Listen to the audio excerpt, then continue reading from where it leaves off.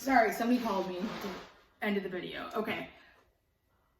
Rolling things into coils. Oil clay, it's not going to break apart like water clay does, so it's really easy and very fast to roll things into coils. If I wanted to make a tiny little detail, I can even roll this into coil and get it very, very thin and delicate, and it's not going to break apart, as if you can see. Something this small. So let's say that I needed this to be a different type of shape. I can roll it really easily instead of trying to cut it into a tiny little sliver, and then I can just flatten it out. I can squish it down with my fingers to flatten this out to more into like a plane or a popsicle stick type of shape. You could use one of your tools to slide around the top to also smooth this out. All right, so it's really, really versatile. The beauty about oil clay is that you can work really, really delicate and you don't have to slip and score things together. The fact that it attaches to itself makes it a very quick way of working. All right, so you're dealing with all different ways of working with this clay.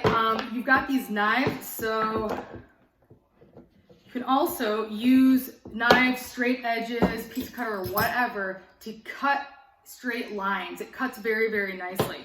And if you are trying to have hard lines, I would suggest using a ruler and using something with a sharp blade to cut through. So I can just start to cut through once and then slice right through. You can see I can get a really, really crisp edge this way. So if I was trying to build, let's say like a piece of furniture or that box in my example, for example, this is the method that I did because I'm able to get these very thick, straight, hard lines without trying to, sculpt that by hand, which of course is going to end up being uneven, a little bit bumpy.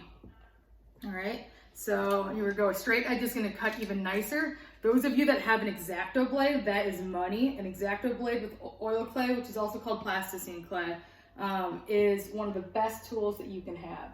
You can see I can slice right through, and I can get a really solid, sturdy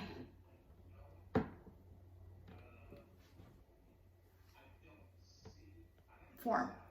And I can then, of course, cut the sides, which are a little bit rounded.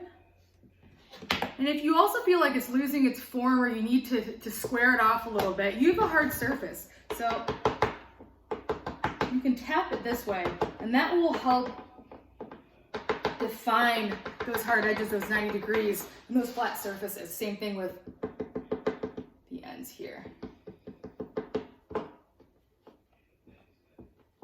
All right, so if you look closely here, I've got some imperfections. If you need something that's really, really smooth and that bothers you, you just have to run a tool or even just your finger and compress that together. Like I said, oil clay likes itself. So if you are compressing clay into those cracks and smoothing it out, it will create a strong and very dense, smooth surface. You're not really compromising the strength of the oil clay the same way that you might be compromising it if it was water-based clay. The other thing to think about is that the way you are going to be using this clay is a very fast, a very temporal way of working, so things don't have to last. Honestly, they're probably going to last for 5 seconds or something as you change this thing from photo to photo in your stop motion.